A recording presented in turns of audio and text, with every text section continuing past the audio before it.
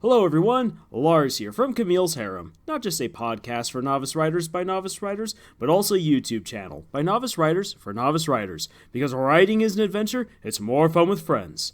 And in this video, I'm continuing to talk about how I am writing dragons in my project Whitefire. I am walking the walk after talking the talk in my video How to Write Dragons, wherein I presented a number of ideas of how to keep dragons fresh and interesting in current fantasy. In the last video, I introduced some of the basics of who my dragons are and some of their identifying features. And one of them is how they have come together to form an entire functioning society. This video will be a brief look into this particular aspect of a dragon-ruled world. And that is already a very important note to make at the beginning of this video, that this is a dragon-ruled world. Humans rank in this society as servants at best and food and livestock at worst. Even though humans have their own constructs of human nobility and how they have come together to form their own communities and so on and so forth, they are really inconsequential to the dragons beyond what dragons can gain from employing humans. All dragons are expected to rule over at least some portion of property, whether it be a hold or an estate. Dragons prize above all else their freedom, their families, their treasure, and balance to their dangerous world. As such, dragons have divided up the world into a complex series of estates and kingdoms. Holds are the homes that dragons make for themselves, and where they can guard their hordes and their young. These holds can range from caves to lairs, guarded swaths of land, grand homes, or even castles and churches. If a dragon wants to lay claim to more, they can expand their influence and take over more land and yoke more humans to their will and make them their servants and property. Now for a bit of larger world building. The planet of Draconia is dominated by a vast continent. You get your deserts, jungles, forests, mountains, rivers, seas, etc. But these lands have been altered by the dragons to fit their own taste and sense of aesthetics. And across these expansive geographies, you'll find all kinds of cultures. Within these different cultures, you'll then find dragons adorning themselves differently and speaking with unique accents and strange vernacular. For example, the dragons in the region known as the Maw speak with what we would identify as a Scottish accent, and they dress in light armor with these elaborate scarves along their neck that droop down their chests. The dragons of the smaller continent to the south, also called the Horde, adorn themselves with jewelry and silk, and they conduct themselves as if they're living in a never-ending party. Throughout the books in my Whitefire project, characters will travel all around the world, and you'll get to see many of these different cultures come to life. Now, while many dragons do prefer solitude and establish their estates and holds far away from others, many dragons also prefer to live in large communities.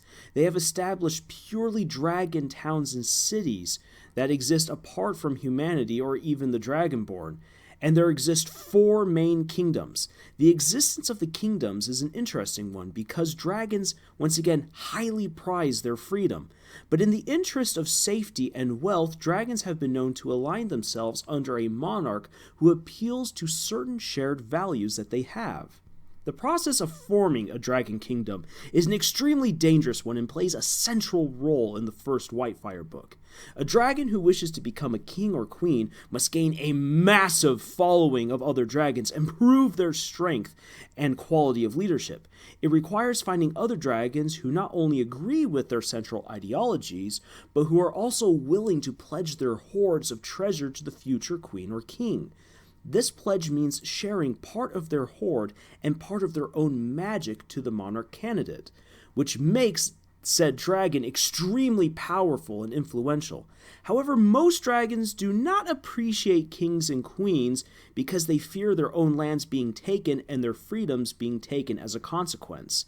An aspiring monarch is under major threat of death from assassination or betrayal at just about any given day of the week. Once a dragon has brought at least 100 other dragons to his or her side, and these dragons have pledged their treasures to the cause, the angelic and demonic dragons will all convene to determine if this dragon is worthy of a crown. If they are not, the two orders will assemble all their allies and all of these candidates' enemies into one major army and wipe out the budding kingdom. But if they are found worthy, the kingdom will be recognized and there will be a transitory period to draw up boundaries and so forth. And during this time, the demonic and angelic dragons will actually protect this new monarch to make sure that the kingdom becomes solidified. But even then, once that's been done, a kingdom can be overthrown by other dragons. Large-scale statecraft is very, very dangerous here in Draconia. Kind of think Game of Thrones style, except rather than being played out by humans, is being played out by dragons. On a more intimate level, dragon families are something special and unique. This is one of the things I absolutely loved diving into while I was creating this world and plotting out the story. In the last video, I explained how dragon hatchlings may not be of the same order as their parents. Now, we as humans might be asking, so, how long was the milkman over? But dragons take mating and child rearing seriously. They are used to the randomization of birth. When dragons want to clutch, both parents will carefully guard the eggs until they hatch. Once their young are born, new dragons will stay with their parents in the hold or on the estate until they are 50 or 60 years old, the beginning of their adolescent years. During this time, they are taught how to use their magic, how to accumulate a hoard of their own, and they're also taught reading, writing, history, statecraft, and so forth. Protecting their eggs and their young is considered so important among dragonkind that murdering a young dragon is met with everlasting hatred, and this hatred is shared across the globe. Any dragon who hears that you went and smashed an egg or that you slit a young dragon's throat, it means that they will come after you with the same fury as if they themselves were the parents.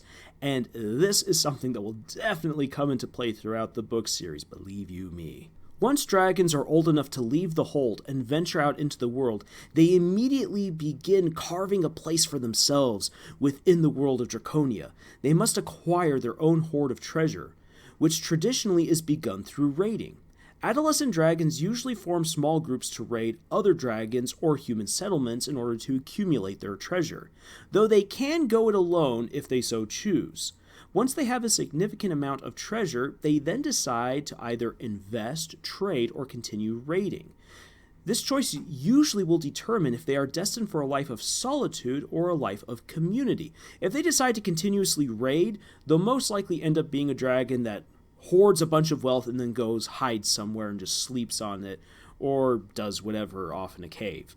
However, if they are dragons who are more predisposed to trading up or getting creative with what they do with their treasure, they will usually then seek out a community of other dragons in order to increase their gain, or they will settle in a state close to many other estates, so that way there can be some trade and some light sense of community among them. Now, on the subject of dragons mating, I should include some important points here. Usually dragons mate with just other dragons, but they are compatible with humans in their avatar form, and so they can have children with humans. The result is the Dragonborn. The Dragonborn are tall, powerful, usually very attractive humans whose hair is the same color as their dragon parents' scales. Some dragons have also mated with Dragonborn, but the result is very much the same as if they had children with humans, except that now their hair begins to blend the different colors of dragon ancestry. Dragons can have casual flings amongst themselves, or they can mate to have children because, hey, gotta keep the population up, or they can soulbind, which is their version of marriage. And again, this will be explored in greater detail throughout the books. And a fun tidbit before I sign off here. Dragons in Whitefire enjoy festivals and holidays. A party with dragons is a real riot and good time, but it is extremely dangerous if you're a small, squishy human, because you might get trampled on while they're partying up, like they're at a rave or in a mosh pit. Depending on the region that you're at, The party will have all kinds of expectations and traditions wrapped up in it, but one thing that is a constant is that there will be wine drinking amongst the dragons. Dragons pride themselves on their high alcohol tolerance, but more importantly, they have special cups crafted for just themselves to drink from. It's like drinking tea in a very extra way, with rules on how you're supposed to hold the cup and drink from it. And this is probably the only form of restraint that you'll get at one of these crazy shindigs. Now, I've barely scratched the surface here about the Dragon Society on Draconia. There's just so much that I could say, but then this video would be ridiculously long. Therefore, I invite you all to start asking me some questions about this world that I'm coming up with and the dragons who are living in it.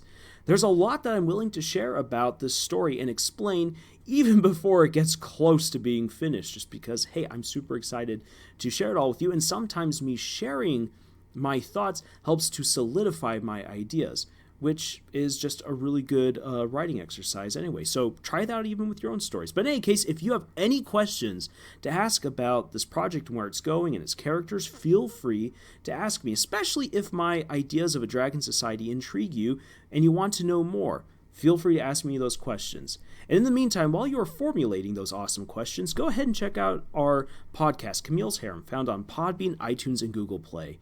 We also have art for you to check out on our Tumblr, writing exercises to complete on our Pinterest, and writing discussions over at our subreddit. Links to all of these sites are in the description, and we would love for you to help us out in uncovering terrible fanfics to do epic readings of for your enjoyment.